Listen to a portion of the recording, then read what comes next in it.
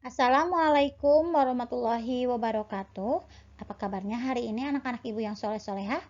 Alhamdulillah, luar biasa, pasti bisa. Allahu Akbar. Anak-anak, hari ini kita belajar tematik, yaitu tema A, indahnya kebersamaan dengan muatan pelajaran IPA. Dengan kami, tim penyusun yaitu wali kelas 4. Nah, anak-anak, sebelum kita masuk ke pembelajaran, mari kita membaca basmalah bersama-sama. Bismillahirrahmanirrahim.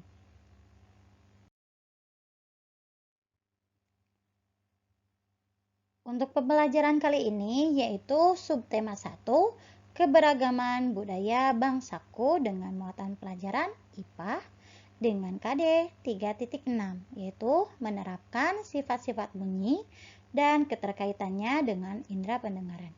Tujuan pembelajaran hari ini yaitu setelah kalian mempelajari mengenai sifat-sifat bunyi dan keterkaitannya dengan indera pendengaran, kalian dapat menjelaskan sifat-sifat bunyi dan juga dapat mempraktekkan sifat-sifat bunyi dengan keterkaitannya dengan indera pendengaran.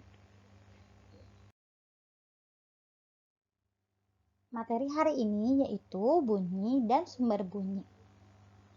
Nah, anak-anak, apakah kalian pernah mendengar kicau burung? Kemudian, apakah penjelasan ibu bisa kalian dengar? Dan kemudian, coba, apakah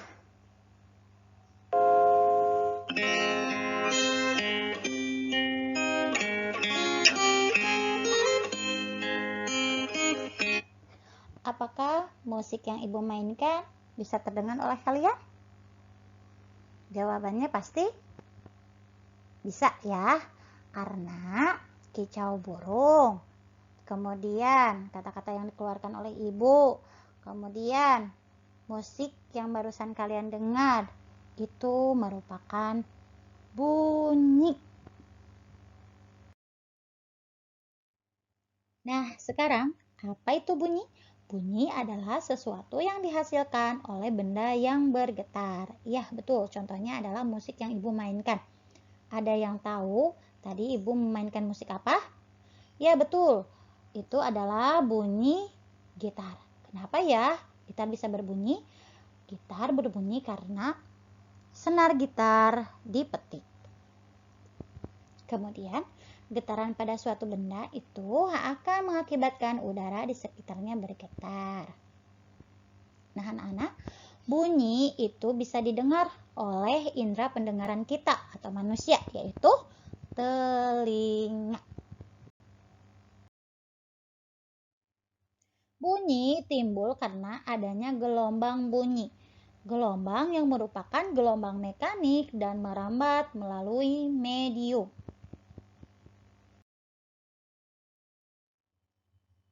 Sumber bunyi adalah semua benda atau alat yang dapat menghasilkan bunyi. Contoh dari sumber bunyi yang pertama yaitu gitar berbunyi karena dipetik. Kemudian suling berbunyi karena ditiup. Gendang berbunyi karena dipukul dan biola berbunyi karena digesek.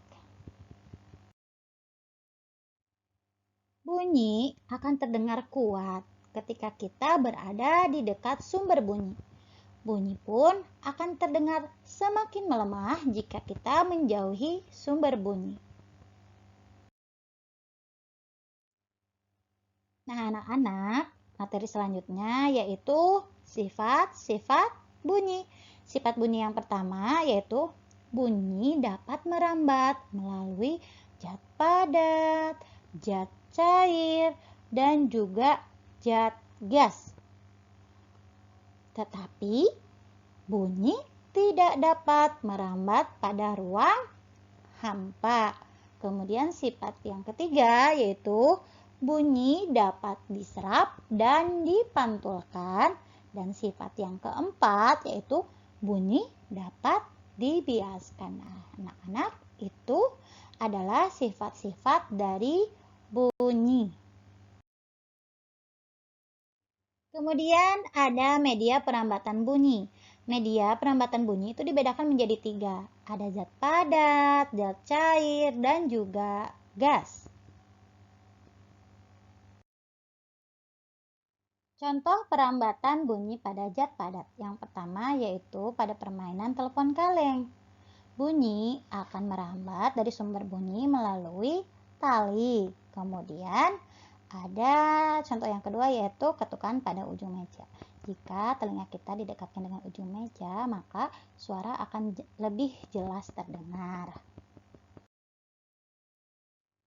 Kemudian ada contoh dari perambatan bunyi pada zat cair, yaitu mendengarkan bunyi melalui corong dan pukulan batu pada ember yang berisi air. Contoh perambatan bunyi pada zat gas, yaitu saat kita berbicara itu akan mengeluarkan bunyi. Ada yang tahu kenapa ya kita bisa mengeluarkan bunyi? Iya, pinter. Kita bisa mengeluarkan bunyi karena pita suara kita bergetar. Sifat bunyi yang kedua yaitu bunyi dapat diserap. Bunyi dapat diserap oleh permukaan yang lunak. Dinding dan gedung pertemuan, studio rekaman, dan gedung bioskop itu dilapisi oleh bahan-bahan seperti karpet dan busa, sehingga tidak terjadi gaung atau kerdam. Nah, anak-anak, jika kalian pernah main ke bioskop, nah bioskop itu ruangannya dilapisi oleh karpet. Jadi suara yang ada di dalam bioskop tidak akan terdengar di luar bioskop. Kemudian ada contoh bahan yang dapat menyerap bunyi. Yang pertama ada wol, kemudian spons, kertas, kain, busa, karpet, karet, dan juga goni. Sifat bunyi yang ketiga yaitu bunyi dapat dipantulkan.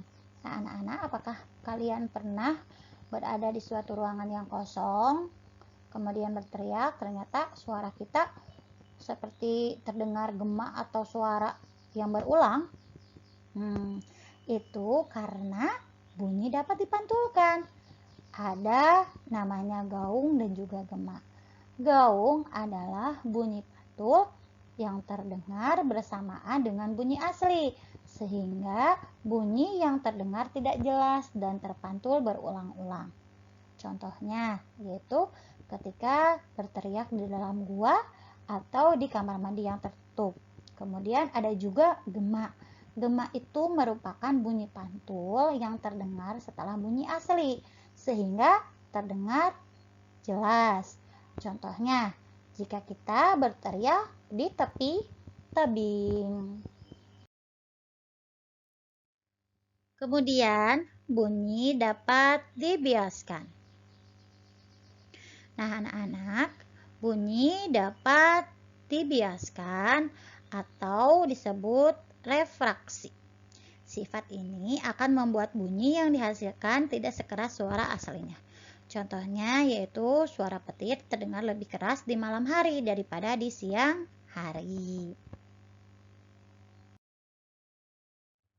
Anak-anak, perlu kalian ketahui bahwa bunyi juga dapat bermanfaat untuk kita semua dalam kehidupan sehari-hari. Yang pertama yaitu untuk berkomunikasi. Bayangkan, jika kita tidak mengeluarkan bunyi, kita tidak akan dapat berbicara dengan teman-teman kita.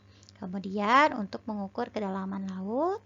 Dan yang ketiga, alat kedokteran yaitu ultrasonografi atau USG digunakan untuk mengecek kehamilan. Dan yang keempat, dimanfaatkan oleh para nelayan untuk mengetahui siang dan malam. Nah, anak-anak, itu semua adalah manfaat dari bunyi. Alhamdulillah, untuk materi hari ini telah selesai. Tadi kita telah mempelajari mengenai bunyi, sumber bunyi, kemudian sifat-sifat bunyi dan juga manfaat bunyi. Nah, anak-anak, sebelum Ibu tutup, mari kita mengerjakan latihan terlebih dahulu. Di sini ada 5 pertanyaan. Nanti kalian tulis pertanyaannya, kemudian kerjakan di buku tulis.